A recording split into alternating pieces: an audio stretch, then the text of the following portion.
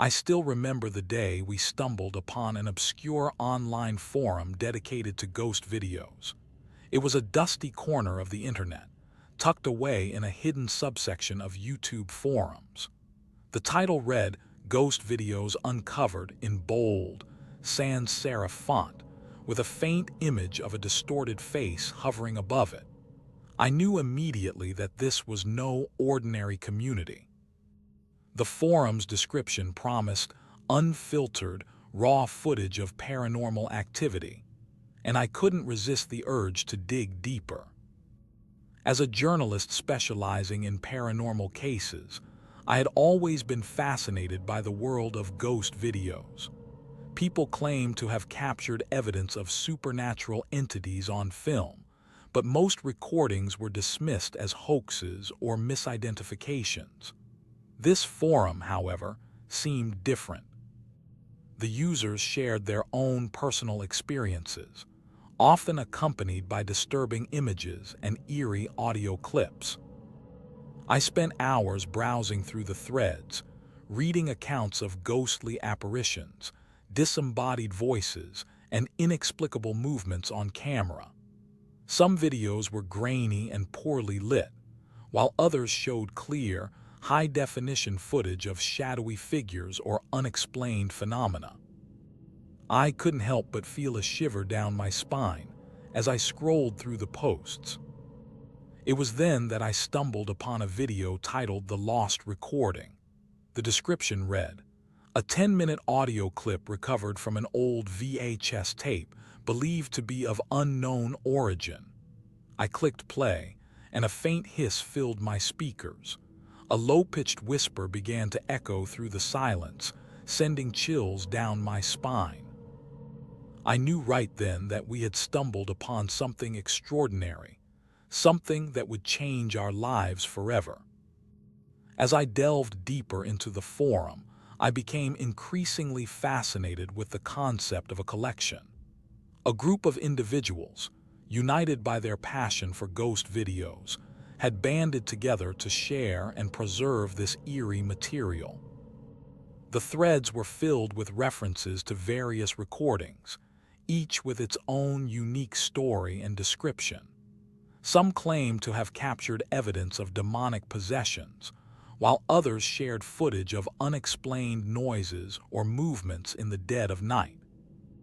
I spent hours scouring through the posts, searching for a thread that would lead me to the collection. It wasn't until I stumbled upon a private message from one of the forum members, Echo One, that I finally found what I was looking for.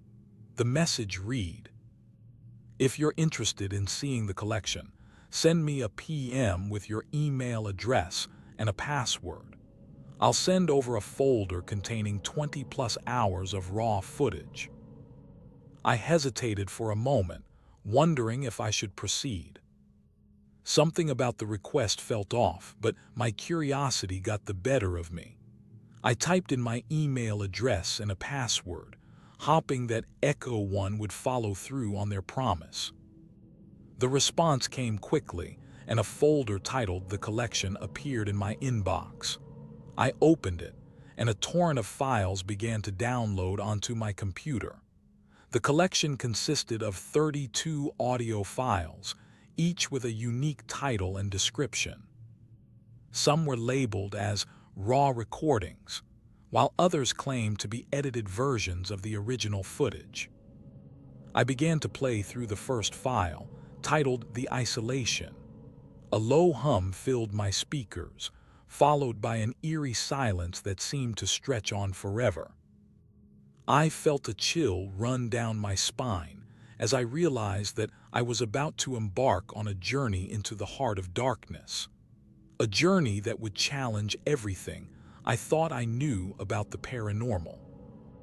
I was nervous as I settled into my chair, the audio files from the collection playing on my computer screen in front of me. The hum from "The Isolation" still lingered in the air, making me feel uneasy. I had always been drawn to the unknown, but this felt different. This felt personal. As I began to play through the next file, titled "The Whispering," A cold breeze swept past my open window, extinguishing the soft glow of my desk lamp. The lights flickered back on, and I was plunged into darkness, except for the faint blue glow of my computer screen. I rubbed my eyes, thinking it was just a side effect of fatigue, but when I opened them again, the room seemed to be bathed in an otherworldly light. The whispering began as a soft susurration, like the gentle rustling of leaves. It grew louder and more urgent until I could make out words. "Get out while you still can." I spun around, but there was no one there. The voice seemed to be coming from all around me, echoing off the walls. My heart racing, I frantically searched for the source of the sound, my eyes adjusting to the dim light. That's when I saw it, a figure standing just beyond the edge of my vision, its presence seeming to draw the whispering closer. I felt a hand on my shoulder and my body went limp. The whispering ceased and an oppressive silence fell over me. I was paralyzed with fear, unable to move or speak. And then everything went black. I slowly came to, my head throbbing with a dull ache. My shoulder ached from the touch, and I felt a wave of dizziness wash over me. As I struggled to sit up, a low, pulsing hum filled my ears, making it difficult to focus. The room seemed to be spinning around me, but I knew I had to try and shake off the feeling. Slowly, I stood up, my legs trembling beneath me. My eyes scanned the room, taking in the familiar sights of my cluttered workspace. But something was off. The air felt heavy, thick with an unseen presence. I tried to shake off the feeling, telling myself it was just fatigue and stress. But as I walked over to the computer, I noticed that the screen was still lit up from where I had left it before. The files from the collection were still playing on loop, but now they seemed different. The sounds were jarring, discordant, like a bunch of broken glass being scraped against a chalkboard. The whispering had stopped, replaced by an unsettling cacophony of creaks and groans that seemed to come from all directions. I spun around, trying to locate the source of the noise, but there was nothing there. No signs of anyone or anything out of the ordinary. Just the sounds, like a never-ending nightmare.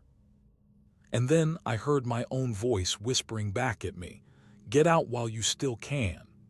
The words sent a chill down my spine, and I knew I had to get out of there fast. As I sat in my dimly lit room, surrounded by the eerie sounds of the collection, I couldn't shake off the feeling that something was watching me. The whispering had stopped, but the air still felt thick with an unseen presence. It was then that I stumbled upon a thread on the forum titled "Footage from the Deep Web." The description read, "A 10-minute video recovered from an old hard drive, believed to be of unknown origin." I clicked play, and a grainy, black and white image filled my screen. The video showed a person walking down a long, abandoned hallway, their footsteps echoing off the walls. As they turned a corner, the camera shifted slightly, revealing a figure standing in the shadows. The figure was faceless, its features obscured by darkness. I felt a shiver run down my spine as I realized that this could be the work of Echo One, the forum member who had sent me the folder with the collection. But something about the video seemed off. The footage was too clear, too well-defined. It looked like it had been shot in high definition, not grainy and old like the rest of the content. I paused the video, rewinding it to the beginning. As I watched, I noticed that the figure's presence seemed to shift and writhe like a living thing. The air around it rippled and distorted, making my skin crawl. Suddenly, the figure vanished into thin air, leaving me staring at an empty hallway. I was left with more questions than answers. Who had shot this footage? And what did it have to do with the collection? As I lay in bed, unable to shake off the feeling of unease that had settled over me, I couldn't help but wonder if I was truly alone. The whispers from the collection still lingered in my mind, echoing through the silence like a haunting melody. I tried to distract myself with thoughts of work and everyday worries, but my mind kept drifting back to the strange occurrences of the past few days. The creaks and groans of the old house seemed to take on a sinister tone at night, making me feel like I was being watched. And then, just as I was starting to drift off to sleep, I heard it, a low, mournful sigh that seemed to come from all around me. My heart racing, I sat up in bed and listened intently, but the sound was gone. The house was quiet once more, except for the soft creaking of the floorboards beneath my feet as I got out of bed. I walked over to the window, pushing open the curtains to let in a flood of moonlight. But what caught my attention was not the sight of the night sky, but the figure standing outside my window. It was tall and imposing, its face obscured by shadows. The air around it seemed to ripple and distort, like the surface of a pond on a summer's day. I froze, my heart pounding in my chest, as the figure slowly raised its head and looked directly at me. Our eyes met, and for a moment I felt like I was drowning in their depths. And then, just as suddenly as it had appeared, the figure vanished into thin air. I was left standing there, feeling shaken and confused, wondering if I had really seen what I thought I saw. I felt like I was drowning in a sea of fragmented memories. The whispers from the collection seemed to be echoing through my mind, conjuring up images and emotions that I couldn't quite place. I saw flashes of childhood summers spent at the beach, laughter-filled moments with friends, and snippets of conversations with people I had long forgotten. But they were all jumbled together, like pieces of a puzzle that refused to fit. As I walked through my daily routine, I felt like I was living in someone else's skin. Every step, every decision, seemed predetermined by some unseen force. And then there were the memories that didn't belong to me, fragments of a life I had never lived, a person I had never met. Yet they felt eerily familiar, like I had spent years buried beneath the surface of my mind, waiting to resurface. The echoes grew louder, more insistent, until I could feel myself being pulled into their depths.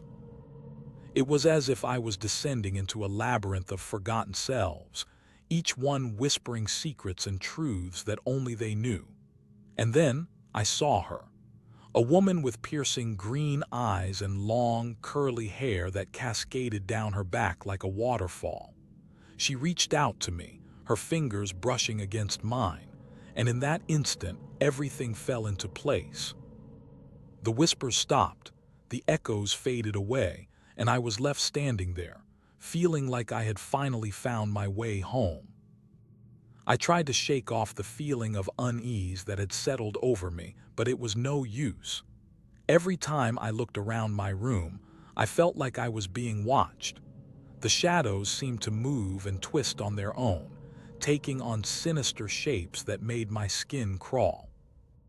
I knew it was just my imagination playing tricks on me, but the fear was all too real.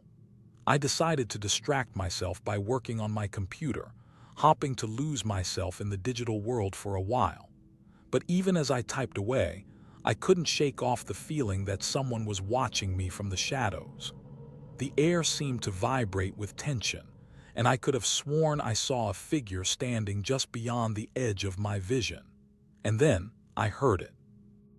A soft, raspy voice whispering in my ear, "I've been waiting for you." My heart skipped a beat as I spun around, but there was no one there.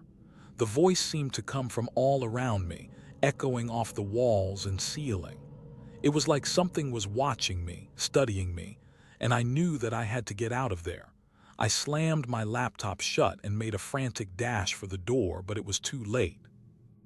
The figure emerged from the shadows, its eyes glowing with an otherworldly light. I tried to run, but my legs were frozen in place. The last thing I saw was the figure's face, twisted into a grotesque grin that seemed to stretch across its entire being. I stumbled upon an old, dusty journal hidden away in the depths of my grandfather's attic. As I flipped through its yellowed pages, I discovered a series of cryptic notes and sketches that seemed to point to something sinister.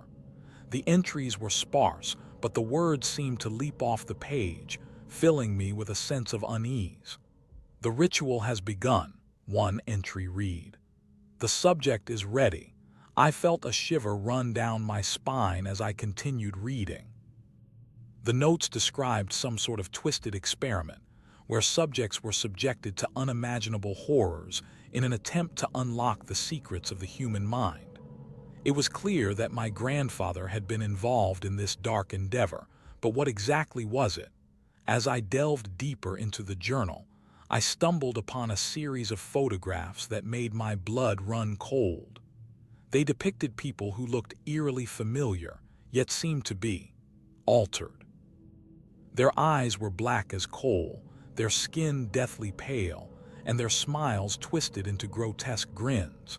I realized with a start that these individuals were likely the subjects of my grandfather's twisted experiments. And then I saw it. A photograph of myself, taken on a date when I was just a child, yet looking older than anyone should have been able to look at such a young age.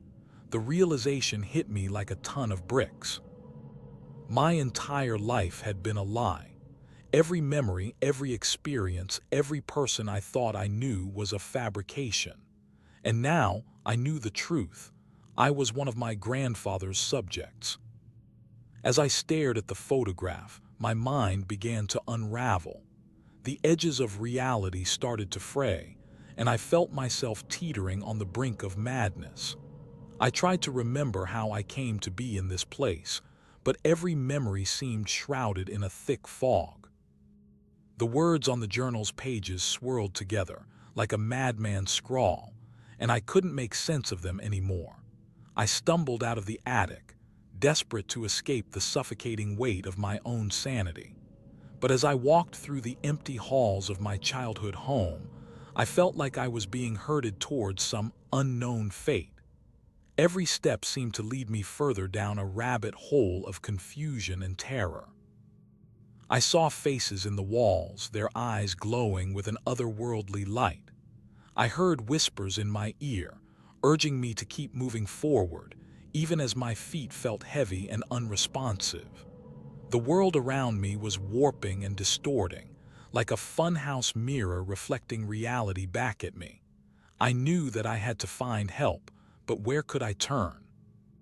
My family seemed to be hiding secrets of their own, and the only people who might understand what was happening to me were the ones who had created this twisted game. I took a deep breath and let myself fall into the unknown.